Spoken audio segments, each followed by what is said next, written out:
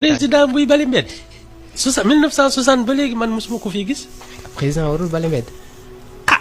yow la minute du temps présidentiel. tu crois qu'on doit consacrer ça à balayer la rue. nit daal bu la bëggul mënoo def lu ko saf sëñ Abdou Aziz Al Amine dafa waxoon ni nit bu la bañee boo dee dox ci ndox mi sax muy la yaa ngi may puseeral Ibou Fall i rajo moom ba léegi mënul nangul ni Diomaye Faye mooy le président de la république Ousmane Sonko mooy le premier ministre dafa am traumatisme. mention spéciale xale yi nga xam ne ñoo nekk ci réseaux sociaux bi mag mu fi wax balaa ngaa daaneel ñu génneel la sa vaar dégg nga Ibou Fall nee na 1960 ba tey mosul gis président boo xamante ni day génn ànd ak askan wi ñu nettoyé dëkk bi fa muy daaneel xale yi génnal ko vaaru Macky Sall da woote woon na fi set setal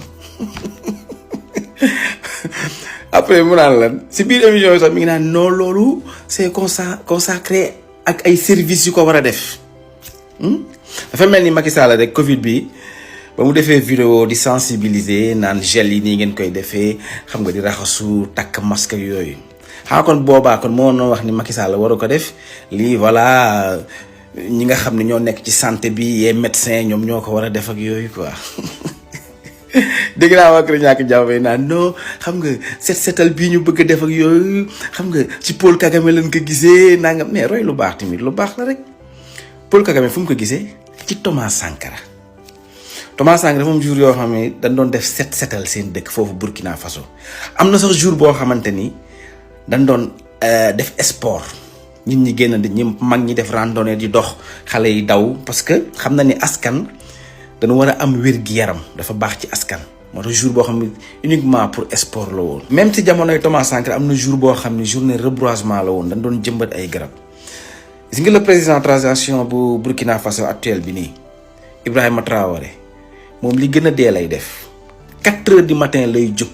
génn ci mbedd mi dem fekki femmes yi nga xam ne ñooy nettoyer tali bi ñoo koy bale xam nga bi mu accès sax femmes yi duñ tiit dañ naroon daw mooy image yi ma leen di wan nii xam nga muy leen non taxaw leen ñëw di leen nemmeeku seen condition de travail président nii la war a mel dafa war a jege askanam te loolu dafay motiver dafay bégloo nit ñi sawarloo nit ñi te dañuy yokk seen cofeel ci yow xam nga rupture moo am Ibou Fall. yéen dañ leen conjuguer au passé maa xalaat traumatisme moo leen bàyyil ba léegi élection yi ba mu jàllee xoolal gars yi dañoo dofoon nekk ñu njëkk dem ci plateau yi xam lu doon wax ñoom Omar Sow yooyu naan no xam nga président Macky Sall moo leen jàppale dafa créé woon ay bureau fictif yoo xamante ni si la ñu gagné quoi Ousmane Sonko nee na xoolal fii dara du fii yëngu. joxe hélas.